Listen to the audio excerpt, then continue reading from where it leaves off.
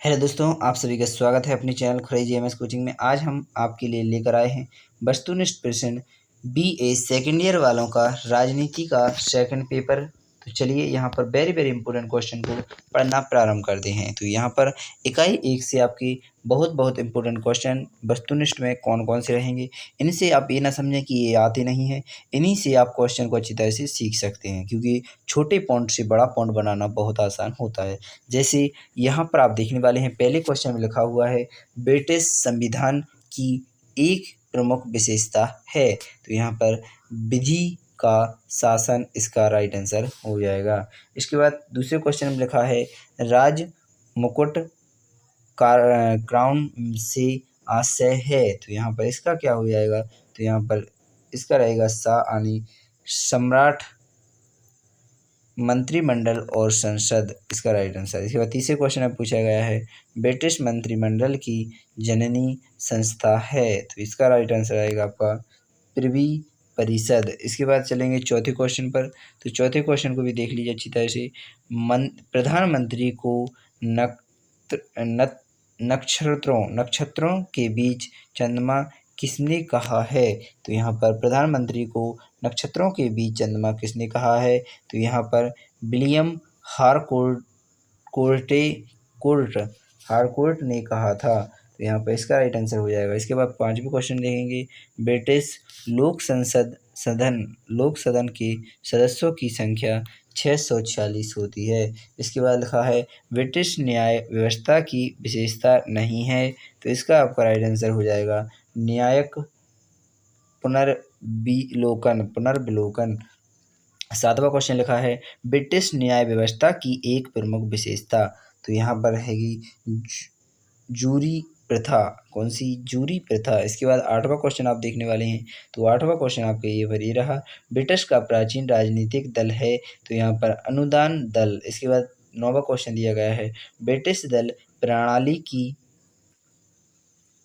सबसे प्रमुख विशेषता है। तो यहाँ पर दुदलीय प्रणाली इसका राइट आंसर हो जाएगा। आशा करेंगे यह क्वेश्चन आपको 5-9 अच्छे लगे होंगे। चलिए इसके बाद इकाई 1 का ही 10वां क्वेश्चन और दिया गया है, इसे भी देख लीजिएगा। ब्रिटिश में कौन सी दल प्रणाली है? अर्थात ब्रिटिश में कौन सी दल प्रणाली है? तो दुदलीय प्रणाली है। इसके बाद इकाई 2 में आप पहले क्वेश्चन को पढ़ने वाले हैं। तो आप बताइएगा अमेरिका के राष्ट्रपति का निर्वाचन किया जाता है तो 4 वर्ष के लिए या 5 वर्ष या 6 वर्ष के लिए? तो यहाँ पर आप देख लीजिएगा अमेरिका का राष्ट्रपति ओनली 4 वर्ष के लिए बनाया जाता है। इसके बाद आप दूसरे क्वेश्चन को देखेंगे विश्व में सबसे शक्तिशाली द्वितीय सदन है। तो यहाँ पर सीनेट इसका राइट आंसर हो जाएगा। इसके बाद आप चलेंगे तीसरे क्वेश्चन पर। यहाँ पर तीसरे क्वेश्चन में लिखा है अमेरिका के राष्ट्रपति का कार्यकाल होता है। तो यहाँ पर 4 वर्ष का होता है। इसके बाद लिखा है चौथे क्वेश्चन में लिखा है संयुक्त राष्ट्र अमेरिका में मताधिकार प्राप्त करने की आयु क्या है? तो यहाँ पर 18 वर्ष, मत यानी वोट डालने की वर्ष 18 ही है। इसके बाद पांचवें क्वेश्चन में लिखा है अमेरिका में सीनेट के सदस्य का कार्यकाल कितना होता है? तो यहाँ पर 6 इसका राइट आंसर हो जाएगा। इसके बाद छठवें क्वेश्चन को देखेंगे आप यहाँ पर। तो छठवें क्वेश्चन में आपसे पूछ लिया जा सकता है संयुक्त राष्ट्र अमेरिका में मंत्री परिषद किसके प्रति उत्तरदायी हैं? तो यहाँ पर राष्ट्रपति के प्रति उत्तरदायी होते हैं। इसके बाद लिखा है अमेरिका के सर्वोच्च न्यायालय के न्यायाधीश की संख्या है। तो अमेरिका में आपको बताना है सर्वोच्च न्यायालय की न्यायाधीशों की संख्या 9 होती है। इसके बाद 8वां क्वेश्चन पूछ लिया जाए आपसे अमेरिकी सर्वोच्च न्यायालय को कौन सी सबसे अधिक महत्वपूर्ण शक्ति प्राप्त है?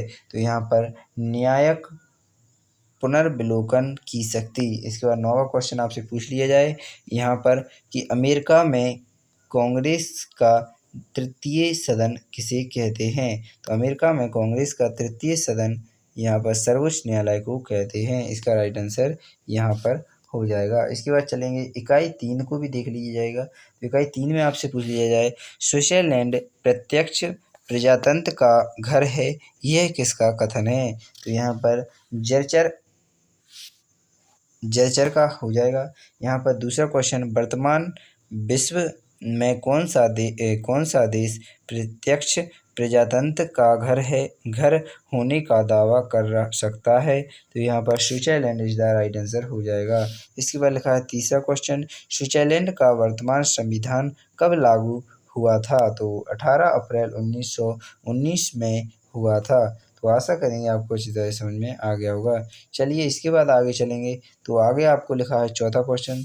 तो चौथे क्वेश्चन में लिखा गया आपसे, स्विट्जरलैंड के वर्तमान संविधान में कितनी धाराएं और अध्याय हैं? तो यहाँ पर लिखा हुआ है 195 धाराएं और 4 अध्याय उपस्थित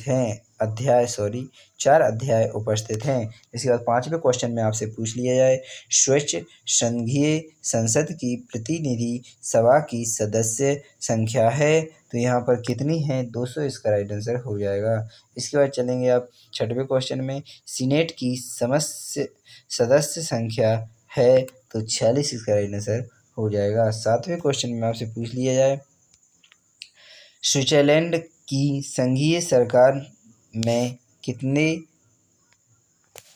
सदस्य हैं? तो यहाँ पे इसका 7 इज द राइट आंसर हो जाएगा। आठवें क्वेश्चन में, संघीय सर्वोच्च न्यायालय के न्यायाधीश का निर्वाचन कौन करता है? तो इसका आपका हो जाएगा संघीय संसद करता है। इसका राइट आंसर हो गया। इसके बाद आगे चलेंगे नौवें क्वेश्चन में, वर्तमान समय में अनिवार्य मतदान की व्यवस्था किस देश में है? तो यहाँ पर इसका राइट आंसर आपका हो जाएगा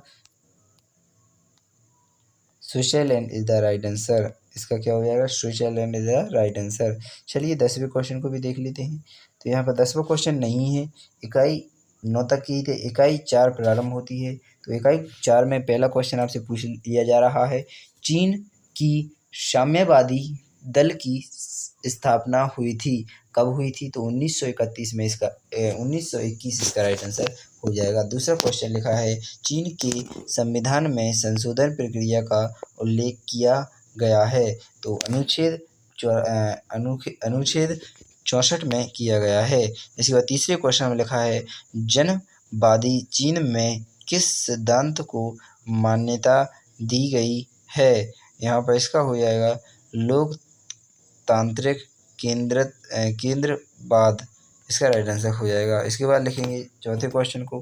तो चौथे क्वेश्चन में आपसे पूछ लिया जाएगा, चीन का वर्तमान संविधान कब लागू किया गया? तो यहाँ पर चीन का वर्तमान संविधान लागू किया गया था 1982 में। तो इसके बाद लिखा है पाँचवा क्वेश्चन, पाकिस्तान के संविधान में कुल कितने अनुच्छेद हैं? पाकिस्तान में अनुच्छेद 280 हैं। इसके बाद लिखा है छठवां क्वेश्चन, भारत एवं पाकिस्तान के बीच विभाजन किस अधिनियम के अंतर्गत किया गया था? तो 1935 इसका राइट आंसर हो जाएगा। 1947 का भारतीय स्वतंत्रता अधिनियम के तहत हुआ था। इसके बाद सातवां क्वेश्चन देखेंगे, पाकिस्तान का संविधान किस श्रेणी में आता है? तो यहाँ पर परिवर्तनशील श्रेणी में आता है। इसके बाद लिखा है आठवां क्वेश्चन। तो आठवें क्वेश्चन में लिखा है, पाकिस्तान की संविधान सभा द्वारा निर्मित संविधान जिसके सदस्यों को जनता द्वारा वयस्क मताधिकार से चुना गया था, कौन सा संविधान है? तो यहाँ पर 1973 का संविधान इसका राइट आंसर हो जाएगा। तो आशा करेंगे आप सभी को अच्छा लगा होगा। चलिए नेक्स्ट क्वेश्चन को और भी देख लेते हैं। तो यहाँ पर 4 पार्ट के नहीं रहे, अब आपके प्रथम इकाई 5 के यहाँ पर क्वेश्चन दिए जा रहे हैं। तो चलिए इनको भी देख लेते हैं। सन 2015 का नेपाल का संविधान है, तो कौन सा है? तो यहाँ पर 7वां है।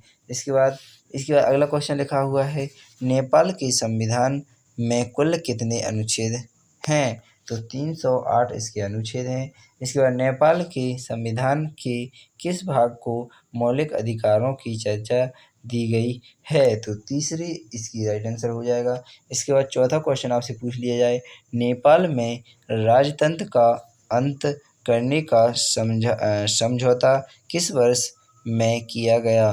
तो यहाँ पर नेपाल का राजतंत्र, तो यहाँ पर इसका राइट आंसर 2007 इसका राइट आंसर हो जाएगा। 5वां क्वेश्चन आपसे पूछ लिया जाए, नेपाल में पहली बार संसदीय लोकतंत्र की स्थापना कब की गई?